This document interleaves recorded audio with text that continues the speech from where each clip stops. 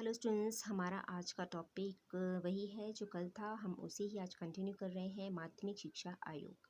कल हमने जाना था कि इस आयोग ने उस समय वर्तमान में 1952 में वर्तमान माध्यमिक शिक्षा में क्या क्या दोष उनके द्वारा पाए गए थे, ठीक है, क्या क्या डिफेक्ट्स उन्होंने देखे थे। आज हम जानेंगे कि उनके अनुसार जो माध्यमिक शिक्षा है उनकी क्या क्या उद्देश्य होने चाहिए एवं माध्यमिक शिक्षा के पाठ्यक्रम निर्माण से संबंधित उन्होंने क्या 5 सिद्धांत थे वो प्रस्तुत किए थे। ठीक है, आइए उनके अनुसार शिक्षा के उद्देश्य जानते हैं।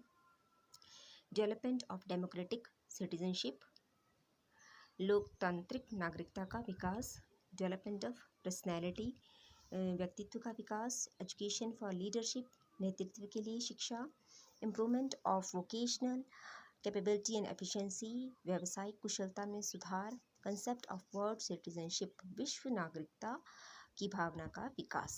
ठीक है, फिर से रिपीट करते हैं। लोकतांत्रिक नागरिकता का विकास, व्यक्तित्व का विकास, नेतृत्व के लिए शिक्षा, व्यावसायिक क्षमता और दक्षता में सुधार, विश्व नागरिकता की अवधारणा। आइए एक एक करके जानते हैं कि इन जो उद्देश्य थे इनको उन्होंने किस प्रकार से स्पष्ट किया था। नंबर 1 आप देख रहे होंगे, लोकतांत्रिक नागरिकता का विकास। अगर हम सिंपल शब्दों में कहें तो उनके अनुसार माध्यमिक शिक्षा इस प्रकार होनी चाहिए जो विद्यार्थियों में लोकतांत्रिक नागरिकता का विकास करे। तो लोकतांत्रिक नागरिकता का विकास इन द सेंस कि जो विद्यार्थी है, ठीक है, उन्हें इस तरह से तैयार करे कि अपने कर्तव्यों का पालन करते हुए वे सभी प्रकार के सामाजिक, आर्थिक एवं राजनीतिक विषयों पर किसी भी तरह का स्वतंत्रतापूर्वक निर्णय लेने की क्षमता विकसित करने में वो सक्षम होने चाहिए, हम कह सकते हैं। ठीक है, और लोकतांत्रिक नागरिकता का विकास करने के लिए कुछ ऐसे विशेष गुण हैं, ठीक है, जो विद्यार्थी में होने चाहिए। वो क्या गुण हैं देखते हैं। स्पष्ट चिंतन। स्पष्ट चिंतन मीन्स कि उनके जो शिक्षा का उद्देश्य होना चाहिए, उसका उद्देश्य स्पष्ट चिंतन तथा नए विचारों को ग्रहण करने के गुणों का विकास करना होना चाहिए। और सर्वप्रथम उनकी बौद्धिक शक्ति का उचित विकास होना चाहिए, क्योंकि स्वतंत्र रूप से सही निर्णय वो तभी ले सकेंगे, ठीक है ना, जब उनका संपूर्ण बौद्धिक विकास प्रॉपरली होगा। ठीक है, दूसरा है देशभक्ति की भावना। मीन्स कि विद्यार्थियों में अपने देश के प्रति, अपने सांस्कृतिक परंपराओं के प्रति एक दृढ़ विश्वास होना चाहिए। ठीक है, और जो है वो अपने स्वार्थ को त्याग कर, ठीक है, अपने स्वार्थ को त्याग कर राष्ट्रहित के लिए जो देश सेवा है वो करने की भावना उनके अंदर होनी चाहिए। ठीक है, और साथ ही साथ अपनी कम्युनिटी के प्रति, अपनी सोसाइटी के प्रति जो है रहने की कला कह सकते हैं हम एक तरह की, ठीक है, एक दूसरे के साथ मिलजुल कर सहयोग करते हुए जो है मीन्स की सहनशीलता, सहयोग, इस तरह की भावनाएं उनके अंदर पैदा होनी चाहिए। ठीक है, ये सारे गुण हैं जो लोकतांत्रिक नागरिकता का विकास करने में के लिए आवश्यक है। ठीक है, स्पष्ट चिंतन, देशभक्ति की भावना, समुदाय के साथ रहने की कला। ठीक है, सेकेंड है आपका व्यक्तित्व का विकास।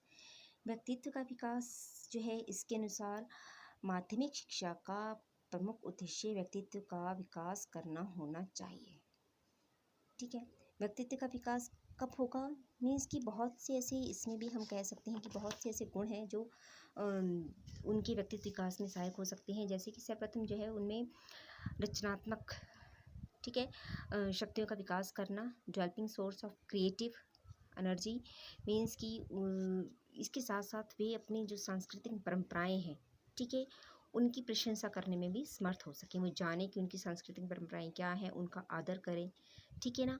और जो है उनके अंदर इस तरह की जो इंटरेस्ट है वो क्रिएट करना, ठीक है, जो अपने फ्यूचर में उन इंटरेस्ट को हम कह सकते हैं कि एक सांस्कृतिक विरासत का रूप दे सके। फॉर एग्जांपल, जैसे मान लो किसी के अंदर कला, किसी को कला विषय पसंद है, ठीक है ना, तो वो उस कला को अपने इंटरेस्ट के आधार पर उस कला को इस तरह से प्रयोग में ला सकें कि वो कल दिन को सांस्कृतिक विरासत के रूप में उसका संरक्षण किया जा सके। ठीक है, या फिर अपनी सांस्कृतिक विरासत का विकास करने में उनकी जो कला है वो कहीं ना कहीं योगदान दे सके।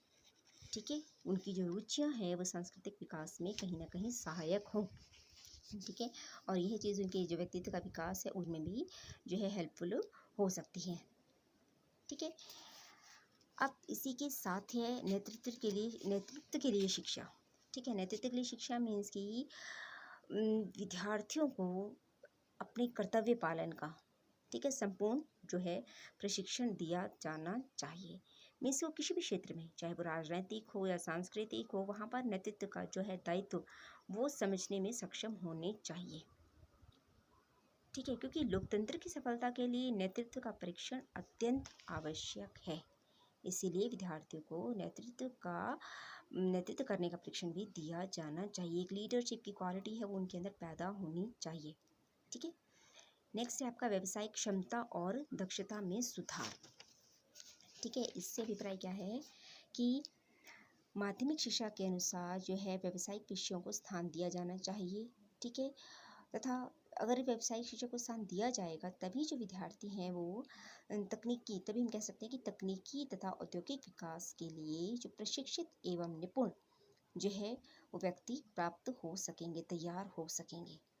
ठीक है, मीन्स कि हम यह भी कह सकते हैं कि व्यावसायिक कुशलता से क्या अभिप्राय है कि किसी भी कार्य को करने के प्रति, जो भी व्यवसाय से संबंध रखता है उसके प्रति विद्यार्थियों में काम करने के प्रति एक तरह का सम्मान पैदा करना है। ठीक है, और इसका प्रमुख उद्देश्य क्या है व्यावसायिक क्षमता का, मीन्स की शिक्षा प्राप्ति के पश्चात वे स्वयं का तो जो है जीविकोपार्जन कर ही सकें, मीन्स कि अपनी अर्निंग का सोर्स तो बन ही सकें, साथ ही साथ जो देश है, ठीक है, देश के आर्थिक विकास में भी अपना योगदान सफलतापूर्वक दे सके।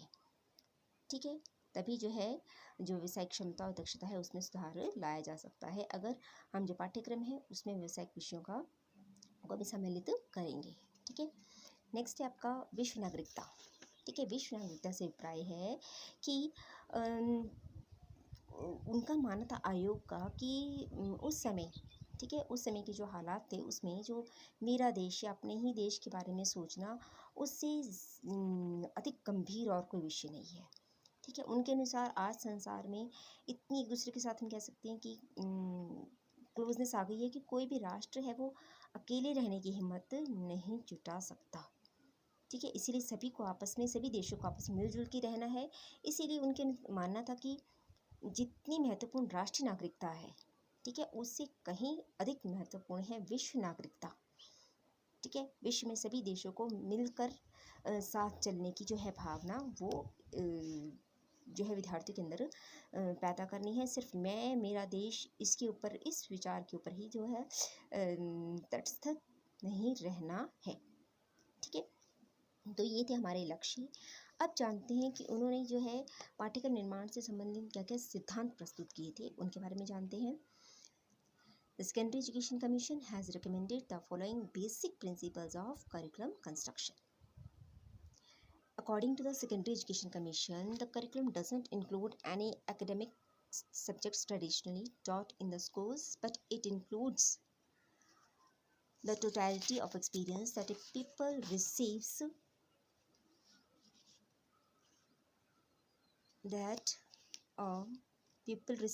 through manifold activities that go in the school, in the classroom, library, laboratory, workshop, playground, and in the numerous informal contexts between teachers and pupils. All type of experiences in the school or planned by schools should be included in the school curriculum.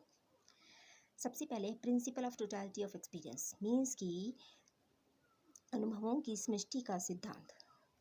ठीक है, इसके अनुसार जो माध्यमिक शिक्षा का पाठ्यक्रम है वो अनुभवों की पूर्णता के सिद्धांत पर निर्मित होना चाहिए।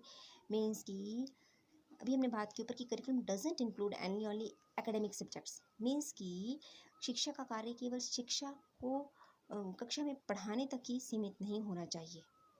ठीक है, but it includes totality of experience. इसका जो है उद्देश्य क्या होना चाहिए, विद्यार्थियों के एक तरह की अनुभव, ठीक है, अनुभव भी विद्यार्थियों को देने हैं, और वो अनुभव विद्यार्थियों को कब आएंगे, ठीक है, जिसकी केवल शिक्षा से ही संबंधित नहीं होने चाहिए। वो अनुभव उन्हें तब मिलेंगे जब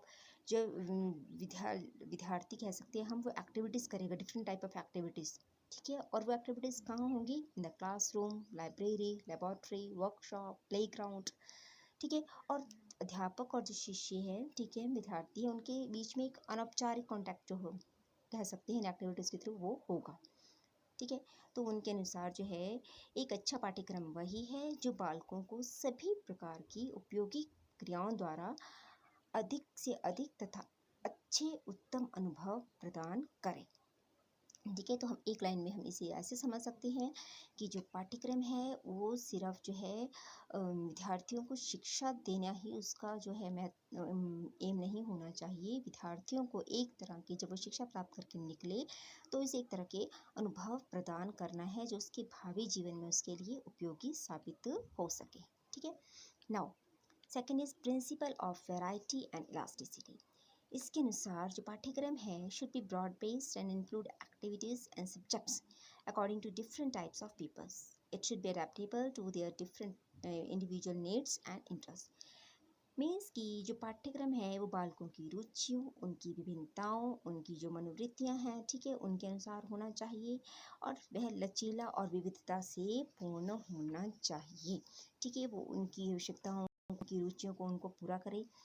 और अगर ऐसा नहीं होता है, कई बार ऐसे सब्जेक्ट्स होते हैं जो पाठ्यक्रम में डाल दिए जाते हैं जिसमें विद्यार्थियों को इंटरेस्ट नहीं होता है, तो वो एक तरह की क्या करते हैं, वो बोझ का कार्य करते हैं। ठीक है। बोझ के रूप में विद्यार्थी द्वारा देखे जाते हैं और जो उनका नॉर्मल जो डेवलपमेंट है, हम सामान्य विकास बोल सकते हैं विद्यार्थी का, उसमें बहुत तरह की जो बाधाएं हैं वो आती हैं।